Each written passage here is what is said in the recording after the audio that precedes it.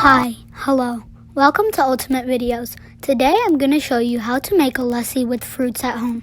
அதாவது வீட்லயே எப்படி லஸ்ஸி செய்கிறதுன்னு நான் காமிக்க போகிறேன்.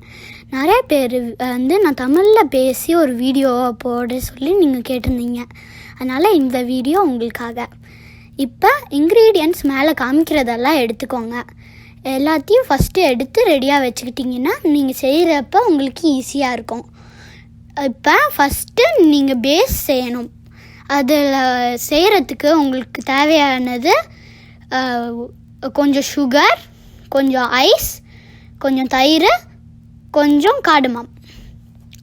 அதுக்கப்புறம் உங்கள் கர்டை உள்ளே போட்டுட்டு உங்கள் சுகரையும் கொஞ்சம் உள்ளே போட்டுட்டு ஒரு 4-5 ஐஸும் உள்ளே போட்டுடலாம்.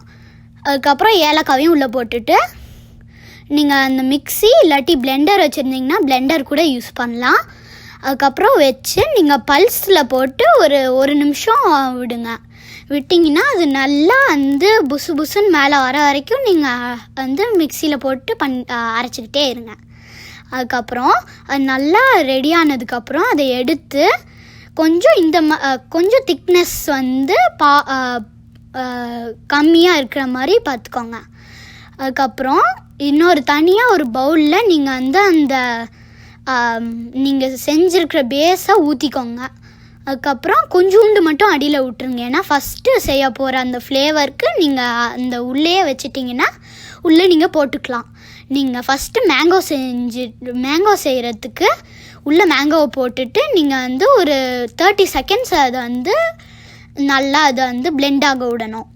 அது பிளெண்ட் ஆனதுக்கப்புறம் எடுத்து ஸ்பூனில் நான் இப்போ காமிக்கிறேன் இந்த மாதிரி கொஞ்சம் பேஸ்ட் ஆகணும். பேஸ்ட் ஆனதுக்கப்புறம் நீங்கள் எடுத்து டம்ளர் இல்லாட்டி லார்ஜ் கிளாஸில் நீங்கள் ஊற்றிக்கலாம். தேவையான அளவுக்கு ஊற்றிக்கலாம். அதுக்கப்புறம் அது மேலே ஒரு 2 ஐஸ் க்யூப் போட்டுட்டு மேலே பாதாம், பிஸ்தா அந்த மாதிரி டாப்பிங்ஸ் மேலே நீங்கள் போட்டுக்கலாம். போட்டுட்டு அது மேங்கோ இது ரெடி டு சர்வ். அதுக்கப்புறம் நீங்கள் அதை ஃப்ரிட்ஜில் வச்சு கொஞ்சம் நேரம் கழித்து குடிச்சிங்கன்னா அது சூப்பராக இருக்கும்.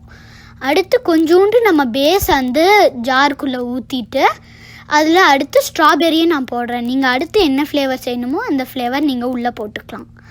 அதுக்கப்புறம் அதை திருப்பியும் அதில் ஃபிக்ஸ் பண்ணிவிட்டு அது ஒரு 20 to 30 செகண்ட்ஸ் போட்டிங்கன்னா அது நல்லா ஜூஸ் ஆயிரும்.